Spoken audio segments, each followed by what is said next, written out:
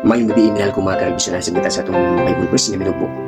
Samtang dili kita matulog, magtuon na kita og pulong sa Dios nga kini mao ang atong pakiduol ngadto kaniya mga karibisyon.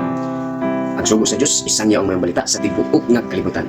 Ug sa diha nga malupot na ang tanan, siya mobalik aron pagkuha kanimo ug kanako kung ikaw nagnatarong. Mga karibisyon, atong saksihan ni adtong March 3, 2026 nga ang bulan nahimong bulan mga karibisyon. Sama niini mga karibisyon, doon na ba'y ikasulti ang balaan nga kasulatan sa mga hitabo sa mga kalangitan. So atong tanawon mga karibisyon dinhi sa Joel Kapitulo 2 versikulo 30 o 31. Ngayon dinhi, og ako magapakita sa mga nagkatingalahan diya sa kalangitan og sa yuta ang dugo o kalayo og ang mga haligi nga aso. 3. Ang adlaw mahimong kangitngit o ang bulan mahimong dugo sa dili pa moabot ang dako o makalalisang nga adlaw niyo pa. Mga karibisyon, nakita nato ang bulan sama sa dugo.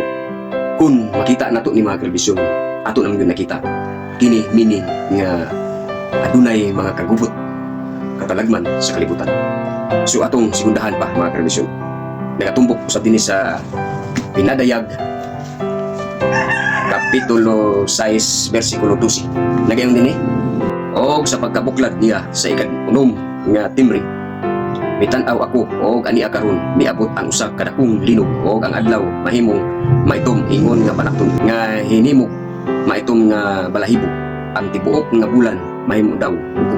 Mga karibisyon, dunay kalabutan nga ang bulan nga makita nato nga pula sama sa dugo. Meaning mga karibisyon, dunay mga katalagman sa kalibutan nga mahitabo. So tukma ang gubat karon pagbuhay pa lamang dito sa Middle East. Kagubot mga karibisyon nga mahitabo.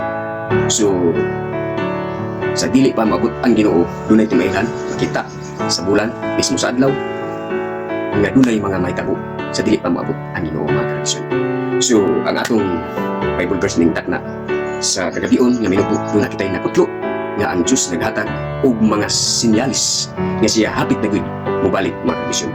Apan kung kini makita na nato ang matimaan mga karibisyon unsa iyang tambak niya dinhi sa Lucas Kapitulo 21 versikulo 28 na yun dire, inigsugod na kahit tabo nining mga butanga, iyahat ninyo ang inyong mga mata og ihangad ninyo ang inyong mga ulo kay ang inyong kalawasan nagkaduol na. Mga karibisyon, mao gini ang tambak sa Dios kung adunay mga timailhan nga mahitabo dinhi sa kalibutan, gikan man sa mga kalangitan ug dinhi sa kayutaan mga karibisyon, timaan nga siya hapit na mobalik.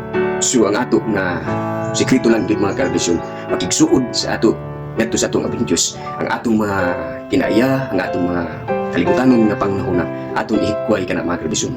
Duol ta sa ato nga buhi nga Dios. So mo ni atong minugbo nga Bible verse nga sa gihapon aduna tay mga nakatunan nga minugbo nga mga idea mga karibisyon. So mag-iarap kaninyo ang ugma sa Dios ug ang panalangin ug ang pakigdait ug ang kalulot ug ang pagkamay maanak kaninyo. So makausap mag-iarap kaninyo, daghang salamat sa inyong pagpaminaw ug God bless.